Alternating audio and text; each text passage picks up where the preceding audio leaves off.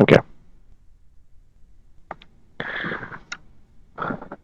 So previous class में हमने discuss किया कि the absorption of water and minerals and their conduction takes place by the 5 methods. Page number 39.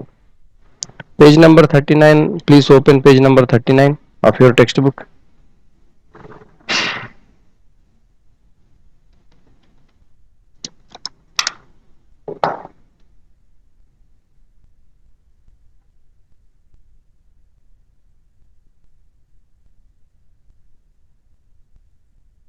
Okay. There are the 5 phenomena or mechanisms for absorption and conduction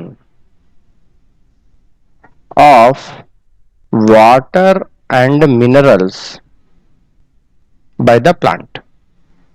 What are these 5 mechanisms? One is imbibition. Okay, imbibition, imbibition का क्या मतलब होता है? Sir, imbibition is a phenomenon by which the living or dead plant shall absorb water by surface attraction. So exactly the definition in your text book आप छाप दोगे, इसमें imbibition means to imbibe. So either it is the living और the dead cells of the plant, they will imbibe the water, okay, by the process of surface attraction. Surface attraction.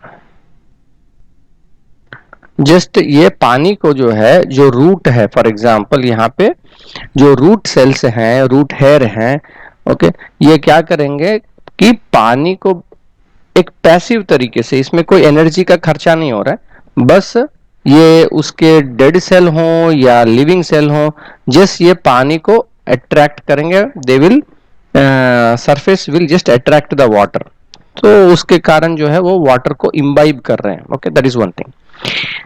सो इसका importance क्या है? इसका importance 2 चीजों में है. एक है दी, जब सीड का जर्मिनेशन हो रहा है तो सीड कोट को हटना होगा, है ना, रप्चर करने के लिए, रप्चर करना होगा. वो सीड कोट के अंदर ही प्लांट डेवलप नहीं हो सकता है, उसको रेप्चर होना है. तो वो जो सीड कोट का रेप्चर होता है वो bye the process of imbibition के द्वारा जो प्रेशर डेवलप हो रहा है और एंडोस्मोसिस के द्वारा जो प्रेशर डेवलप हो रहा है उसके कारण हो रहा है. That is point number 1. Also ascent of SAP. Okay, SAP, ascent of SAP.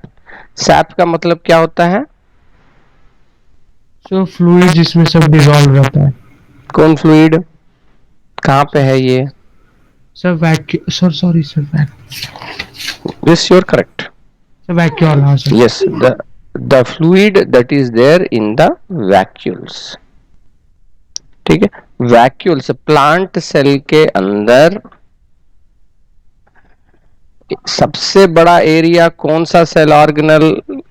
Vacuole. ये पूरा वैक्यूल है, बस इतना सा थोड़ा सा उसमें न्यूक्लियस रहेगा और साइटोप्लाज्म इधर पूरा साइड में फेंका हुआ है और उसके ऊपर अभी जो ऊपर का लेयर है सेल वॉल बना हुआ है. सेल वॉल बन जाता है ऊपर में. ओके, सो सेल सैप, ये जो वैक्यूल के अंदर जो फ्लूइड है उसको बोलते हैं सैप. तो यही सैप में जो है वाटर, मिनरल सब कुछ है. एसेंट ऑफ सैप, एसेंट यानी आगे बढ़ना, ऊपर जाना, तो ये एसेंट ऑफ सैप में भी इम्बिबिशन का रोल है. Okay, next diffusion.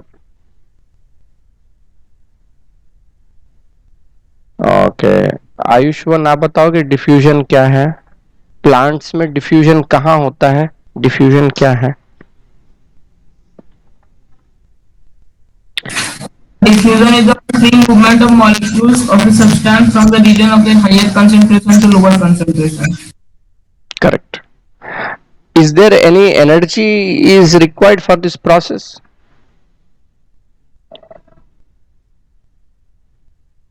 आयुष्मान बताइए, क्या इस प्रोसेस में कुछ एनर्जी की जरूरत पड़ेगी क्या? नहीं सर, डायरेक्ट कॉन्टैक्ट होता है। बस, very good, direct contact. So direct contact में है spontaneously without spending any energy, plant cell को कोई एनर्जी स्पेंड करने की जरूरत नहीं है, वो डिफ्यूजन होते जाएगा higher concentration to lower concentration में। जो है जो सोल्यूट के मॉलिक्यूल्स हैं, मिनरल्स हैं, वो डिफ्यूज होंगे। डिफ्यूजन जो है प्लांट में और कहाँ होता है? बेस्ट एग्जांपल है in the stomata of the leaves,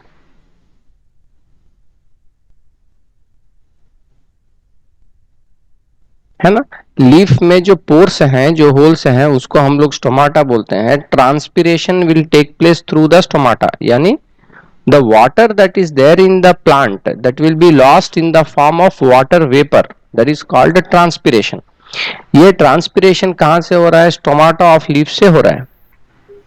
leaf के अंदर पानी का कॉन्सेंट्रेशन ज्यादा है बनिस्पत बाहर का, या सेम है या कम है, कैसा है? So suppose stomata generally it will be in the lower part of the leaf, तो लीफ ज्यादा है, तो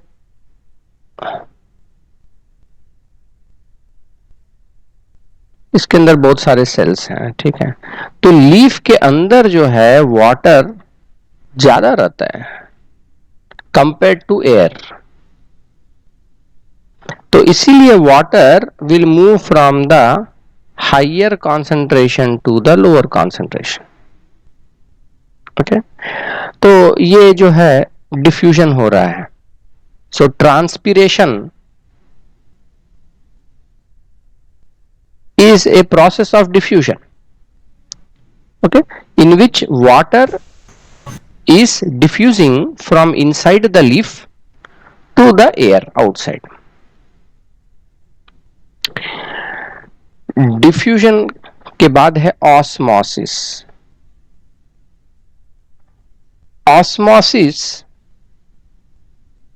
में हमने देखा कि कौन सा मूव कर रहा है?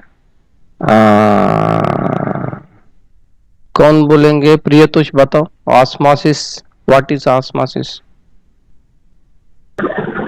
ऑस्मोसिस में सर मूवमेंट हो रहा है वाटर का from sir higher concentration to lower of sir of higher to lower concentration of what? Sir water molecule, sir water का मॉलिक्यूल वाटर बोले थे ऑफ इटसेल्फ, हाँ ऑफ इटसेल्फ।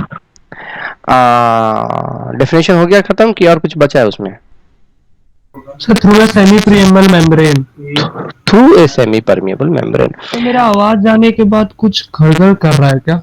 हाँ, वो तुम शायद ईयरफोन यूज कर रहे होगे, इसीलिए वो होता है।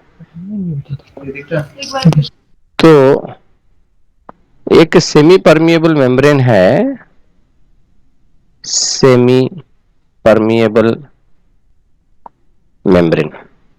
ऑस्मोसिस में सेमी परमिएबल मेम्ब्रेन होना ही चाहिए, उसके बिना वो ऑस्मोसिस कहलाएगा ही नहीं।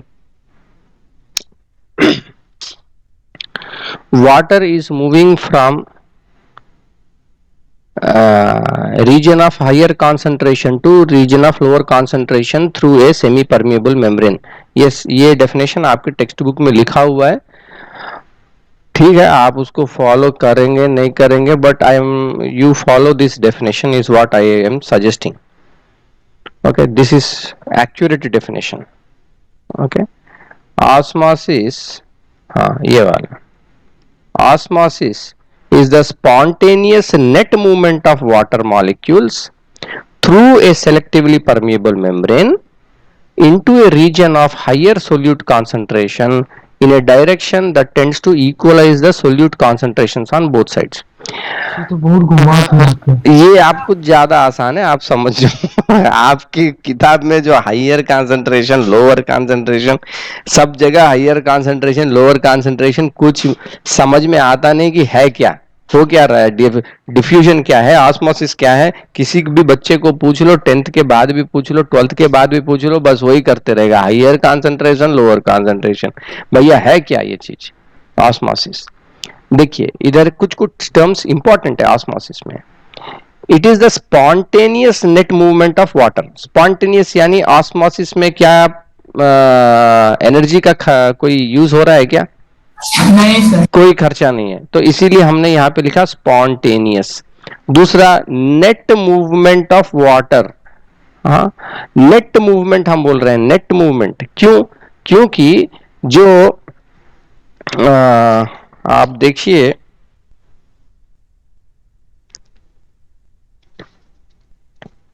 Figure 4.4 experiment to demonstrate osmosis showing Thissell funnel containing sugar solution।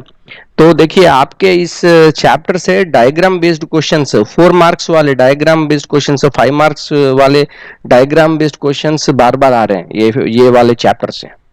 तो क्या किया जाता है, कुछ एक्सपेरिमेंट टाइप का या कोई सेल टाइप का डायग्राम बना दिया और उसमें जो है कॉन्सेप्चुअली आपको 4-5 क्वेश्चन बना के दे दिए, एक एक मार्क करके, तो 5 मार्क का क्वेश्चन वो बन जाता है।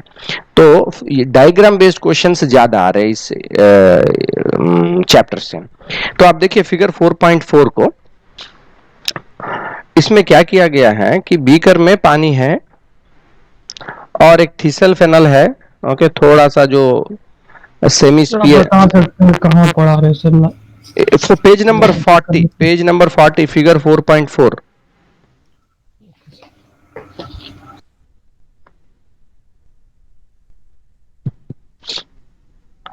ओके, सब लोग फिगर 4.4 पेज नंबर 40 पे आ गए? हाँ सर।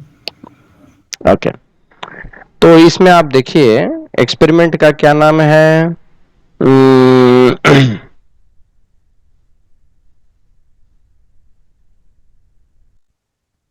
समय आप पढ़ के बताइए, एक्सपेरिमेंट का नाम क्या लिखा हुआ है figure 4.4?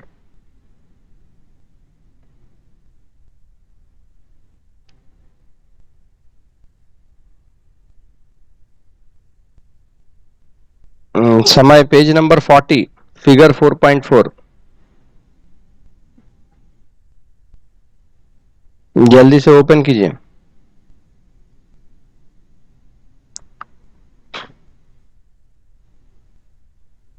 Okay, I think you are getting some problem.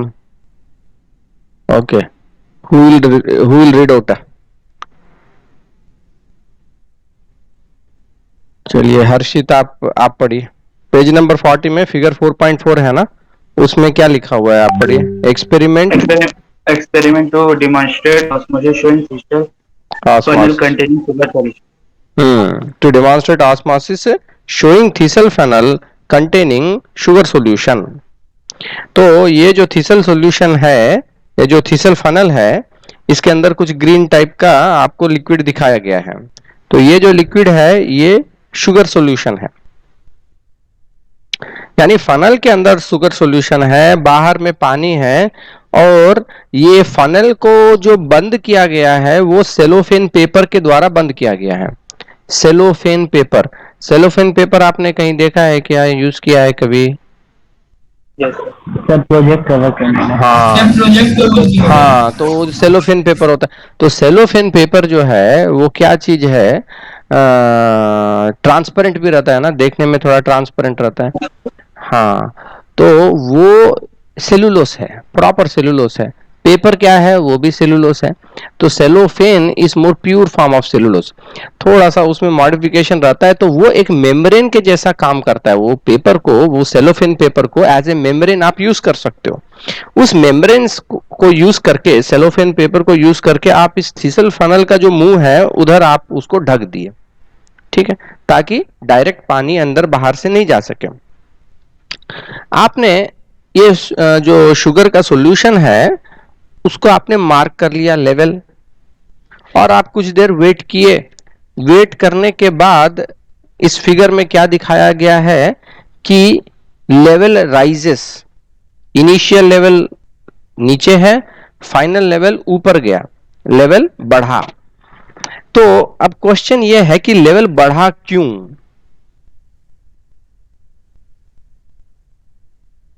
कुछ तो उसके अंदर पानी आया होगा, इसीलिए लेवल बढ़ा।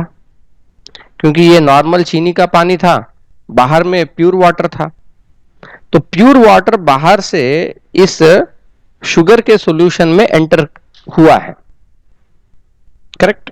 इसी कारण से लेवल बढ़ा। ऐसा आपको क्या लगता है कि ऐसा हुआ होगा या और भी कुछ हुआ हो सकता है? एक्सपेक्टिंग देयर इज और कुछ आप इसको आप सोचिए, क्योंकि ये वाला टाइप के 2-3 फिगर्स एक्सप्लेन और हैं, उसको हम लोग डिस्कस करेंगे, क्योंकि आपका डायग्राम बेस्ड क्वेश्चंस का ज्यादा है इसमें। इसको आप समझिए। सर एक बार फिर से बोलिए ना सर, आवाज पे थोड़ा प्रॉब्लम था। अच्छा, देखिए, बाहर में बीकर में पानी है, प्योर वाटर है, और थिसल फेनल के अंदर शुगर सॉल्यूशन है। पहला जो रीडिंग है वो लेवल बढ़ गया कुछ समय के बाद, समझिए 1 घंटे के बाद, 2 घंटे के बाद जो है थिसल फनल के अंदर जो शुगर का सॉल्यूशन है उसका लेवल बढ़ गया, ऊपर गया।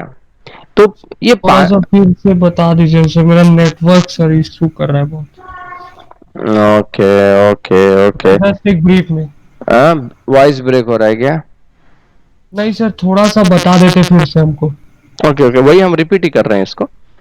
ओके, तो ये जो बीकर के अंदर जो थिसल फेनल है जिसमें कि शुगर सॉल्यूशन है, उसका इनिशियल लेवल आपको फिगर में दिखाया गया है।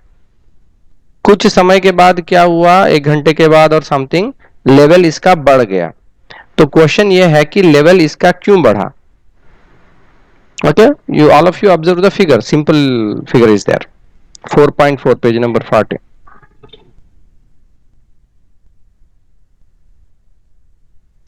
Anyone who want to guess why that level of sugar solution क्यों बढ़ा? तो शायद पानी पानी अंदर गया, तो पानी तो ग्लास के द्वारा तो जा नहीं सकता है, तो वो सेलोफेन पेपर के द्वारा हो सकता है कि अंदर गया। हाँ, तो cellophane paper is partially semi permeable, तो वो अलाउ किया। अब जो स्टूडेंट ने ये एक्सपेरिमेंट किया उसने बाहर के पानी को भी चखा कि बाय चांस चीनी कहीं बाहर तो नहीं आया। चीनी पानी अंदर है, अगर ये चीनी बाहर आएगा तो बाहर का पानी कुछ मीठा लगेगा, तो बाहर का पानी मीठा नहीं था, और अंदर का जो चीनी वाला पानी था पहले जितना मीठा था अब उसकी मिठास कुछ कम हो गई है। इसका मतलब वो डाइल्यूट हो गया। तो डाइल्यूट जो हुआ इसका मतलब है पानी बाहर से अंदर आया। यानी क्या हुआ, the movement of water from its higher concentration, पानी का कॉन्सेंट्रेशन बाहर में ज्यादा है, और ये इसमें तो चीनी मिला हुआ है तो पानी का कॉन्सेंट्रेशन इसमें कम है। तो water is moving from its higher concentration to its lower concentration through a semi permeable membrane. तो यहां पे ऑस्मोसिस का फिनोमिना हो रहा है। Okay, this is a osmosis is going on. Any doubt you have in this one? Okay, this is a simple experiment to show that to demonstrate the osmosis. अगर हम उधर सेलोफेन के जगह पे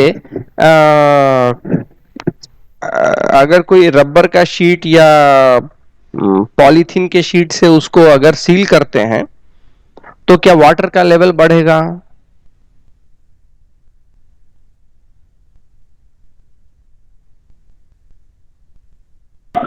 सर शायद हाँ। क्योंकि सर वाटर हमेशा हायर टू लोअर ही जाता तो है, लेकिन कोई उसको जाने देगा तब ना। क्या रबड़ वाला शीट उसको जाने देगा? नहीं सर।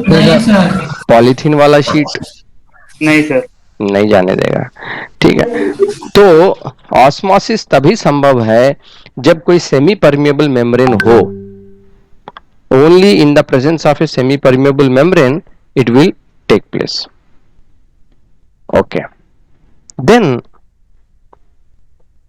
अगर हम लोग इसमें मसलिन क्लॉथ यूज करते हैं, यानी समझिए कॉटन का कपड़ा, तो क्या कॉटन का कपड़ा डालने से ऑस्मोसिस होगा? हाँ सर, हाँ सर, क्यों?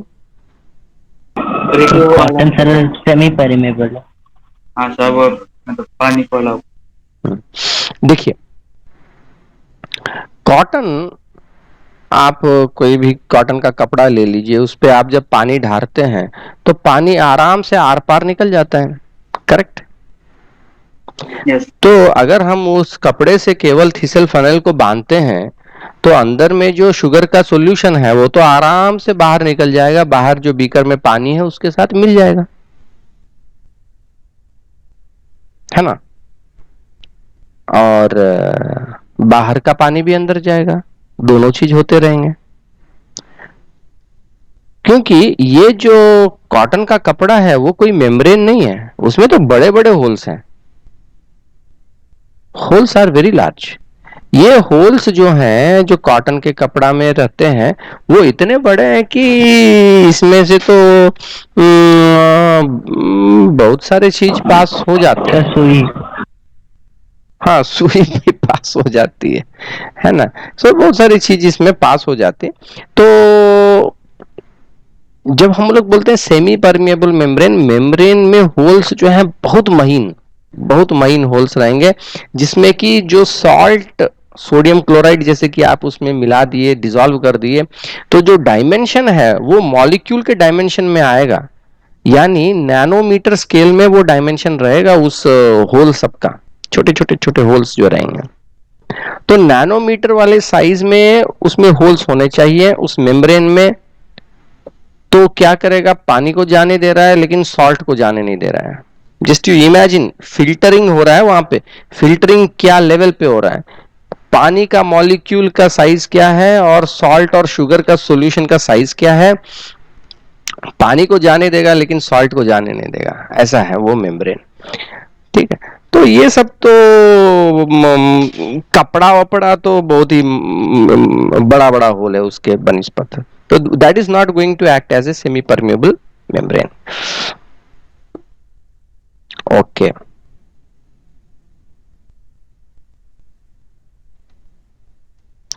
अब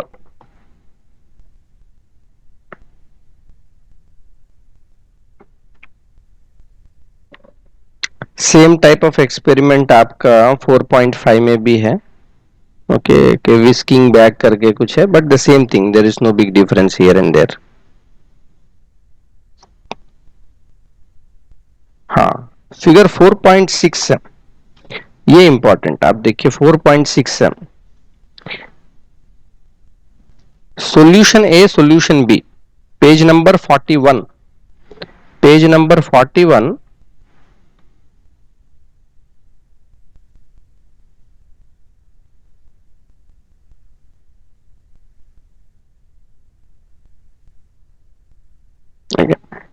सॉरी, फिगर 4.6। तो इस फिगर में आप देख रहे हो कि सॉल्यूशन ए और सॉल्यूशन बी मेम्ब्रेन के दोनों तरफ में है। जो बड़े बड़े स्पीयर्स हैं, these are what, sugar molecules, okay, and small small yellow वाले जो बॉल्स बने हुए हैं वो कौन से मॉलिक्यूल्स हैं?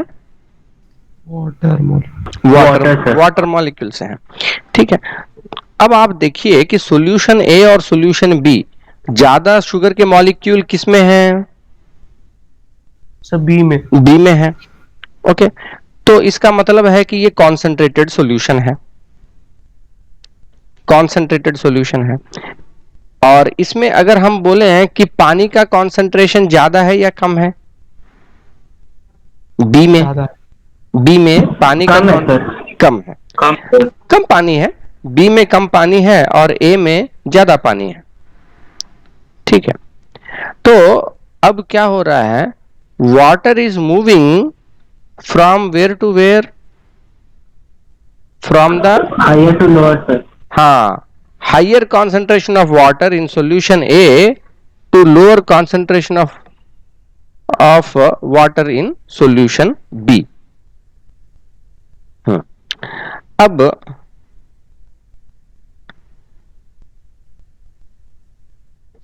इसको आप क्या ऑस्मोसिस मान सकते हो इसको?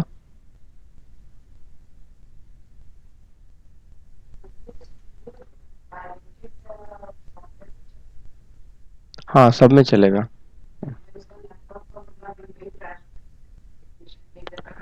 ओबीएस सब में काम करता है, ओबीएस सब में काम करता है। मान लेते हैं सर।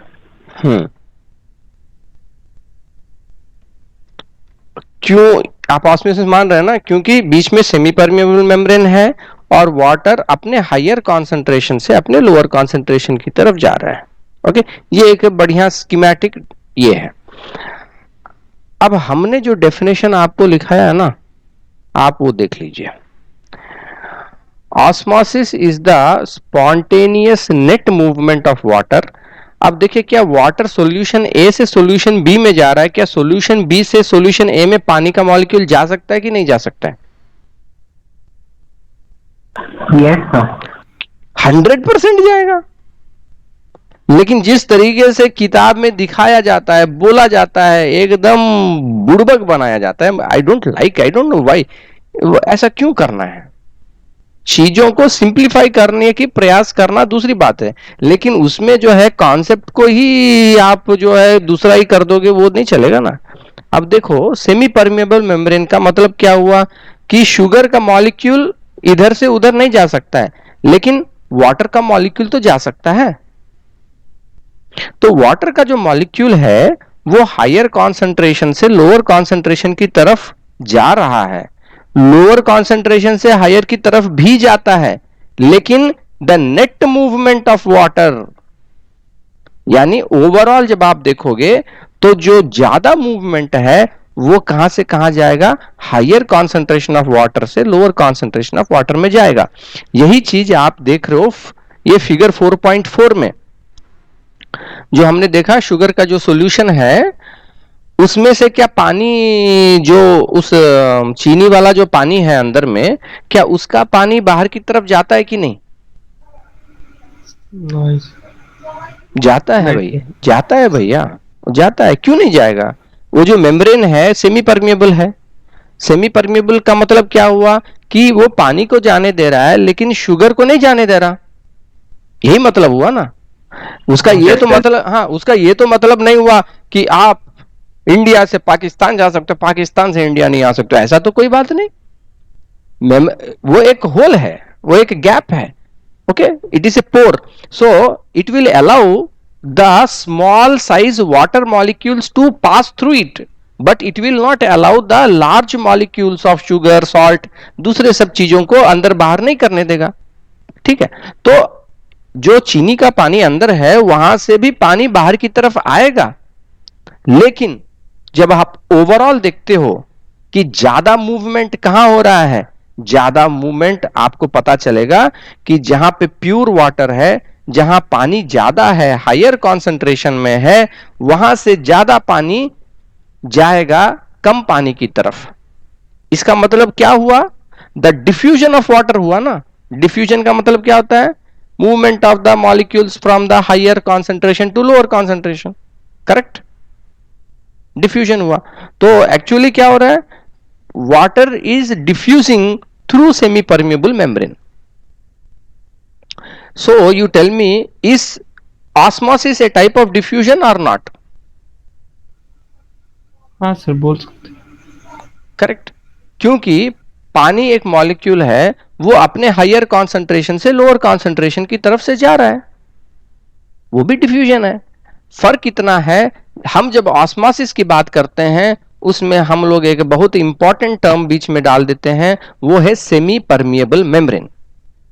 सेमी परमेबल मेम्ब्रेन वाला टर्म डालने से क्या हो जाता है कि हम लोग नेट मूवमेंट की बात करते हैं कि ये मॉलिक्यूल, डेफिनेशन देखिए, osmosis is the spontaneous net movement of water molecule through a selectively permeable या semi permeable membrane into a region of higher solute concentration.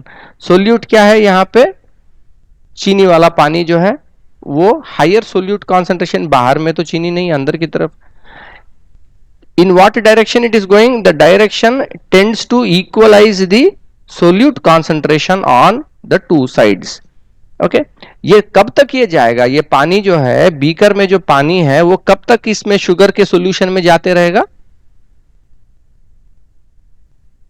जब तक इक्वल नहीं होगा, जब तक दोनों तरफ जो है, इक्विलिब्रियम सर अटेन नहीं कर. हाँ, इक्विलिब्रियम जब तक नहीं बने, जब तक अंदर और बाहर दोनों का कंसंट्रेशन बराबर नहीं हो जाए, तब तक बाहर में जो जो पानी ज्यादा है वो अंदर की तरफ जाते रहेगा.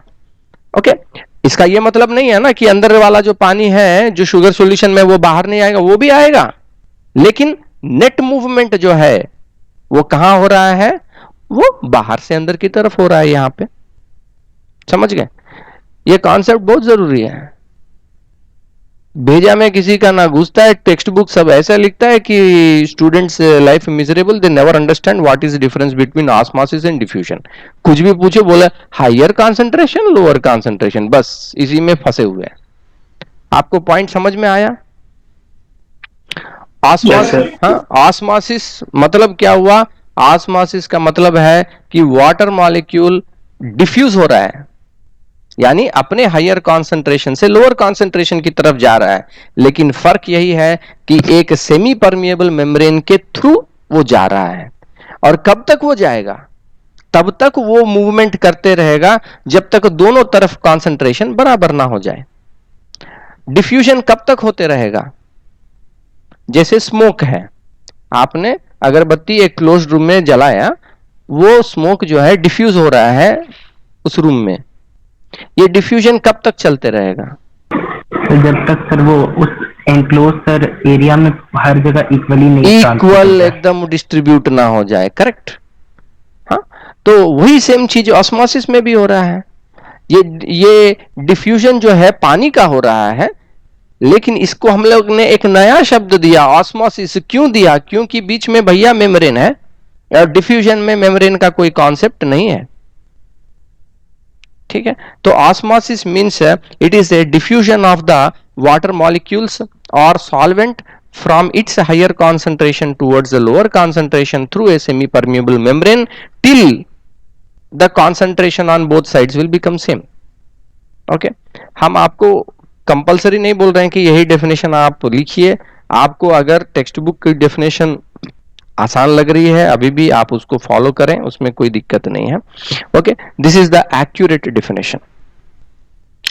अब है कि ऑस्मोसिस जो है वो स्पॉन्टेनियस प्रोसेस है, एनर्जी की रिक्वायरमेंट नहीं है, और जो वाटर का एब्जॉर्प्शन हो रहा है by root hair from the soil, that is taking place by the process of osmosis.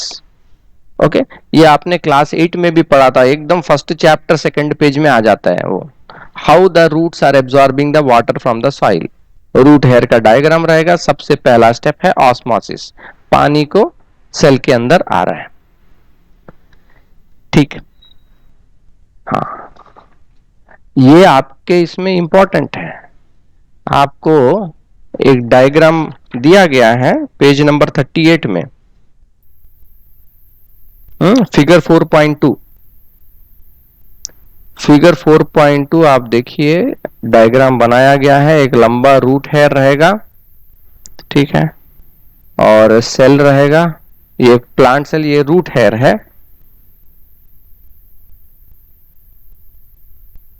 Okay, root hair, क्योंकि ये प्लांट सेल है तो इसमें वैक्यूल बहुत बड़ा रहेगा.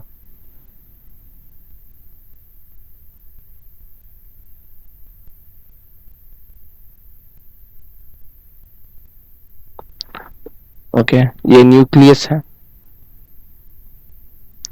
बहुत बच्चे ये सोचते हैं कि सर इतना मोटा सेल वॉल आप क्यों दिखा रहे हैं? ये तो रूट हेयर है ना. क्या रूट हेयर में सेल वॉल मोटा रहता है कि पतला रहता है? पतला पतला रहता है. Okay, thin cell wall.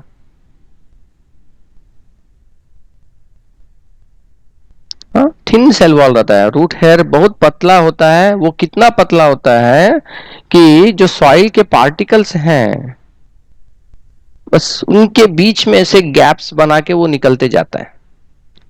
क्योंकि ये जो सॉइल है, ये सॉइल के अंदर पानी नहीं है, ये सॉइल के ऊपर उसके सतह पे पानी है।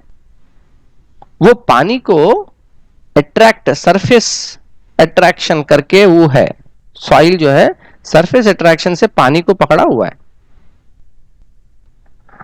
और ये जो रूट हेयर है वो इन्हीं गैप्स से होते हुए जाएगा और ये जो पानी है उसको अपने में लेगा। अगर आप इस रूट हेयर को पानी में डुबो दोगे तो क्या होगा? वो तो मर जाएगा। Over watering of the plant kill the plant, correct है ना? अगर आप पौधे को, गमला में आपका पौधा है, आप पानी देते हो, इतना ज्यादा आपको प्यार हो रहा है, आपने मतलब रोज पानी दे रहे हो भर भर के, वो पौधा मर जाएगा। क्योंकि can you give reason why? उसका रूट हेयर सर बहुत उसका बड़ा सर है। सेल बहुत ज्यादा फूल करके फट जाएगा। फूल केक फट जाएगा? नहीं, फूल के नहीं फट रहा है, कारण दूसरा है। इसको हवा चाहिए, ये भी सांस लेता है। Roots also breathe. सांस नहीं ले पाएगा। हम्म, हम लोग हमेशा यही सोच रहे हैं कि पत्ते सांस लेने के लिए चाहिए, ब्रीदिंग का काम पत्ते कर रहे हैं, रूट्स का काम बस अंडरग्राउंड जो है पानी लेना। नहीं भैया, रूट्स जो है, रूट्स को भी तो हवा चाहिए। मतलब क्या पत्ता वहां से हवा लेगा और वो हवा को, ऑक्सीजन को क्या रूट हेयर तक पहुंचाने वाला कोई सिस्टम है क्या? वैसा कुछ नहीं है। जो किसान होता है या जो आप गार्डनिंग वगैरह भी करते हो तो बीच बीच में जो है सॉइल को थोड़ा सा हम लोग कोड़ते हैं ना, उसको, मिट्टी को जरा कोड़ते रहते हैं। तो मिट्टी को उस तरीके से जो है करने का क्या फायदा? क्योंकि आप जब पानी डाल के जब सूख जाता है तो ऊपर का हार्ड हो जाता है ना, हार्ड हो जाता है। तो आप देखे होगे बहुत बार जो है मिट्टी को थोड़ा भुरभुरा बना के रखने के लिए बोला जाता है। क्यों? क्योंकि हवा अंदर जाए। Okay, the plants, they are very efficient in taking the water. They are not going to drink water. That is a very big misconcept among the people कि पौधे पानी पीते हैं। नहीं पीते हैं, पानी नहीं पीता पौधा। वो मॉइस्चर जो है, जो सॉइल के ऊपर मॉइस्चर है, उसको वो अपटेक करेगा एज वाटर। कैसे? तो यहां पे जो फर्स्ट स्टेप है, ये जो बड़ा वाला स्ट्रक्चर मैंने अंदर बनाया, क्या है वो? Cell, plant cell vacuole. Vacuole, vacuole के अंदर का जो फ्लूइड है उसको हम लोग बोलते हैं सैप। और सैप में जो है वाटर का जो कॉन्सेंट्रेशन है कम है या ज्यादा है कंपेयर टू आउटसाइड? यहाँ पे जो कि सॉइल को पकड़ा हुआ पानी है, इसके कंपैरिजन में इसका जो कॉन्सेंट्रेशन है पानी का सैप में, वो कम है या ज्यादा है? सैप में जो है बहुत सारे मटेरियल्स है ना, मिनरल्स हैं, फूड मटेरियल, वेस्ट मटेरियल, सब कुछ जमा है इसके अंदर। तो पानी का कॉन्सेंट्रेशन क्या होगा?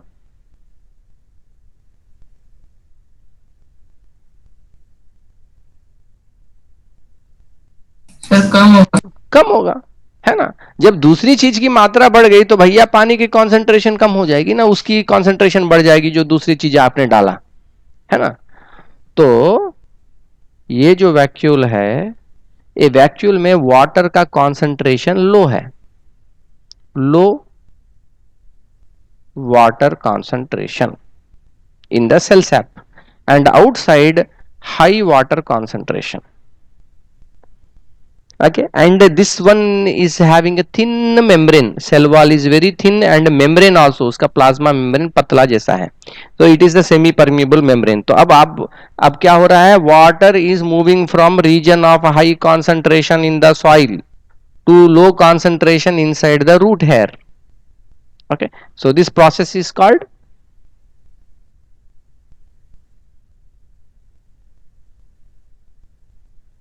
osmosis. ठीक है.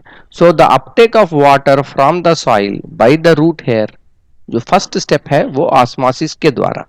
ठीक है. तो how water is taken up by the plant root? First step is the osmosis.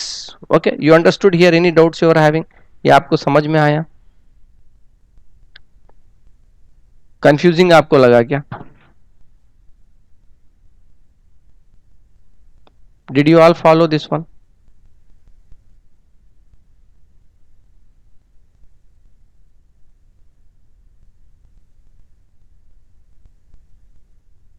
Yes sir. Ayush one आपको समझ में आया? The roots absorb water from the soil by the process of dash. बताइए आयुष्मान.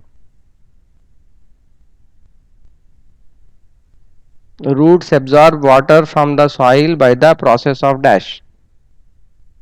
Sir, osmosis. Osmosis. बस इतना ही है और कुछ नहीं. ठीक है.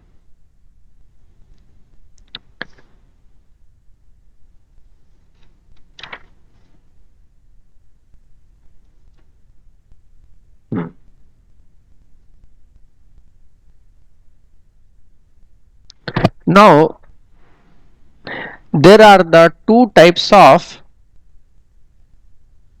effects that are coming. Okay, endosmosis, exosmosis. Okay, endosmosis, okay, and exosmosis. Endosmosis में क्या हो रहा है? Endo means inside. Okay, endo means inside. तो क्या हो रहा है? Inward diffusion of water through semi permeable membrane. Okay, so endosmosis में क्या हो रहा है कि वाटर सेल के अंदर जा रहा है. ओके, अगर आप एक सेल को,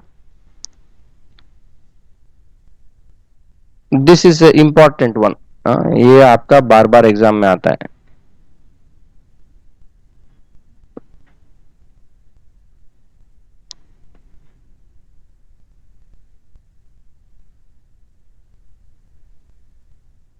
तीन बीकर है.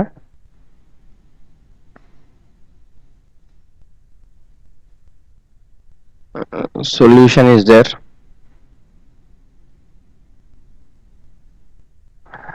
जो ए में जो सॉल्यूशन है वो है प्योर वाटर. बी में जो सॉल्यूशन है वो है सॉल्ट वाटर या सी वाटर. और सी में जो है वो है सलाइन, जो कि कमजोरी होने पे डॉक्टर चढ़ाता है ना, सलाइन चढ़ा दो इसको, सलाइन.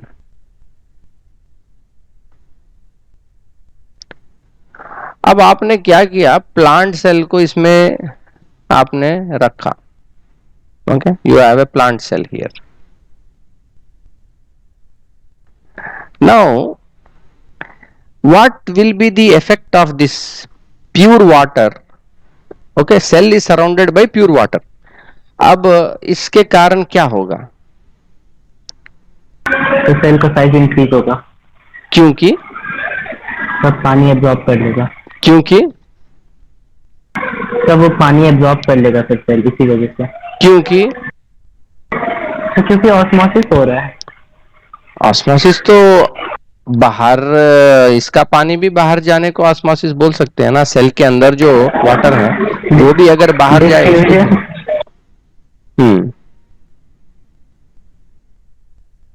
सेल का पानी, सेल का जो है मटेरियल, वो वाटर बाहर की तरफ जाए या बाहर का पानी अंदर की तरफ जाए, दोनों ही ऑस्मोसिस होगा. Because the movement of water is taking place across semi permeable membrane. Higher concentration of water कहां है? बाहर में. बाहर में है, तो बाहर से अंदर की तरफ जाएगा.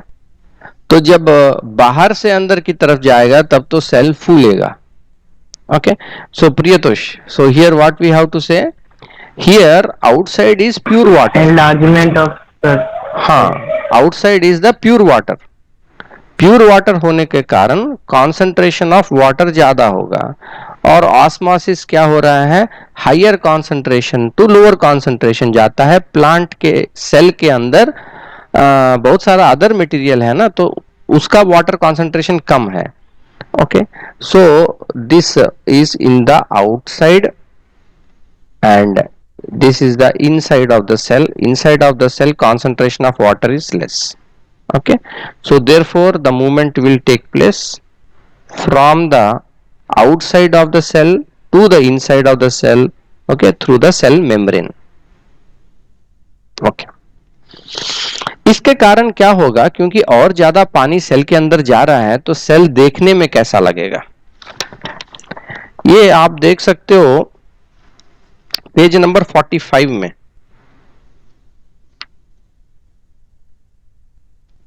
ओके, पेज नंबर 45 सब ओपन किए।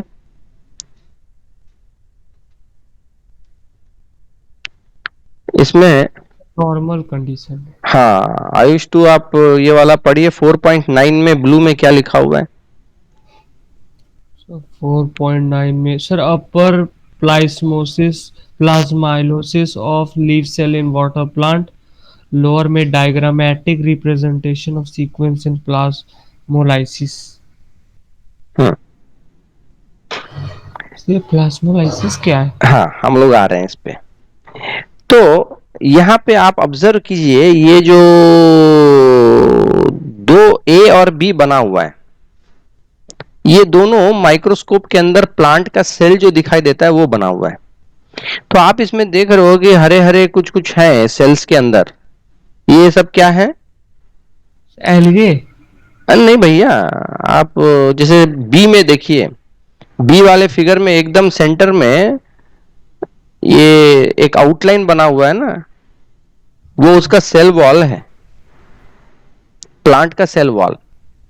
और जो हरा हरा वो जो बना हुआ है वो प्लांट सेल के अंदर क्लोरोप्लास्ट होता है ना, जिसमें कि क्लोरोफिल होता है वो। तो ये जो भी आप ग्रीन ग्रीन देख रहे हो ये क्लोरोप्लास्ट है, जिसमें कि क्लोरोफिल भरा हुआ है, इसीलिए वो ग्रीन कलर में दिख रहा है। ए में आप देख रहे हो कि ये पूरा जो सेल है सब में बीच में एम्प्टी स्पेस है, जैसे लग रहा है कि कुछ खाली है और सब कुछ साइड्स में है ना, ऐसा लगता है सब कुछ एकदम सेल वॉल से एकदम चिपका हुआ। लेकिन बी में क्या हो रहा है कि सभी कंटेंट बीच में आ गया, सिकुड़ गया है और सेल वॉल के साथ जो है कहीं पे अटैच्ड नहीं है, बहुत कम अटैचमेंट है एक दो जगह पे, है ना। You are able to observe like that. तो क्या हो रहा है कि ये वही प्लांट, सेम प्लांट है जिसका अलग अलग कंडीशन में टेस्ट किया गया। एक कंडीशन में क्या है कि नॉर्मल कंडीशन था, जब आप नॉर्मल काट के देख रहे हैं, जब नॉर्मल आप काट के देख रहे हैं तो उसमें सेल के चारों के बीच में पूरा वो वैक्यूल भरा हुआ है ना, सेल सैप। और जो उसका साइटोप्लाज्म है, ये क्लोरोप्लास्ट है, न्यूक्लियस है, सब कुछ उसके सेल वॉल के पास एकदम आके चिपक गया। यानी ये सेल कैसा है? चुस्त है, चुस्त है, मतलब it's like a balloon. Balloon को आप फुला दोगे, हल्का ऐसे मारोगे उड़ने लगता है, मतलब इट इज फर्म, है ना, उसको बोलते हैं इट इज फर्म। ऐसे लुचुर पुचुर टाइप का नहीं है, फर्म है। लेकिन जब आप बी वाले में सेल को देख रहे हैं, सेल वॉल तो स्ट्रांग होता है, सेल वॉल को कुछ होगा नहीं, लेकिन आप जब उसको जैसे कि ज्यादा नमक पानी में दे देते हैं, जैसे कि 5% सॉल्ट सॉल्यूशन में आपने दे दिया, तो क्या हुआ कि अंदर से पानी बाहर आ गया, ये वाला सी वाटर। जब सी वाटर में हम सेल को दे रहे हैं, then outside water concentration is more और लेस कंपेयर टू इनसाइड। बाहर का पानी का कॉन्सेंट्रेशन, बाहर सॉल्ट का पानी है वाटर का कॉन्सेंट्रेशन कम रहेगा। सेल के अंदर कंपैरेटिवली पानी का कॉन्सेंट्रेशन अभी ज्यादा है इस कंडीशन में, तब वाटर का मूवमेंट कहां से कहां होना चाहिए?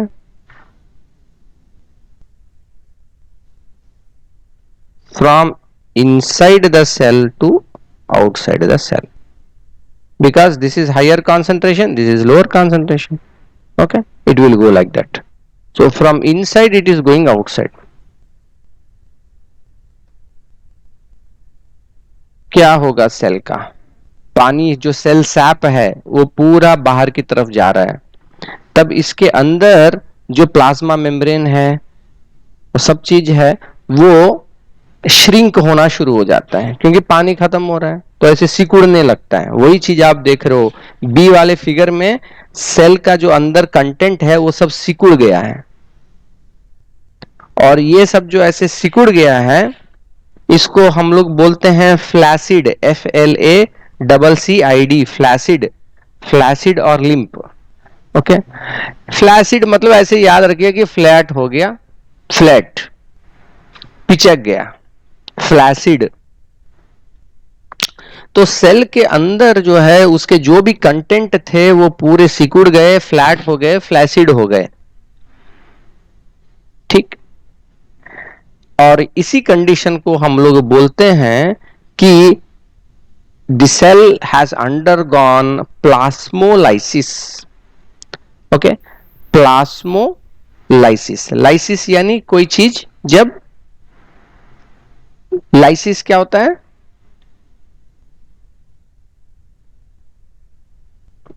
लाइसिस, इसके पहले भी आपने शब्द आपने सुना है, हाइड्रोलाइटिक एंजाइम्स, है ना?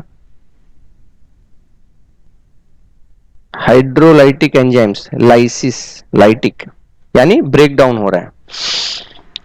तो प्लास्मोलाइसिस इज टेकिंग प्लेस।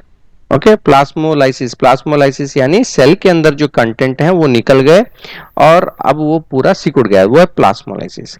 तो यही आपका ए और बी के फिगर में ये फर्क है। बी में सेल के अंदर का पानी बाहर निकल गया जिसके कारण वो सिकुड़ गया है पूरा, और ए में क्या हो रहा है कि सेल पूरा चुस्त है, नॉर्मल टर्जिड है। टर्जिड, टर्जिड यानी जैसे आप बैलून में हवा फूंक देते हैं, टाइट रहता है, उसी तरह टर्जिड, टाइट, इस तरीके से आप याद रखिए। ओके, टर्जिड का मतलब है टाइट है, और फ्लैसिड यानी फ्लैट हो गया, हवा पंचर हो गया उसका, वो सिकुड़ गया। Okay, this point you understood? इसमें कोई डाउट आपको?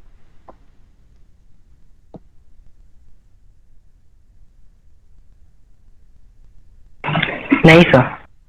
All of the following. Okay, so in another 2 classes most of this chapter we will do.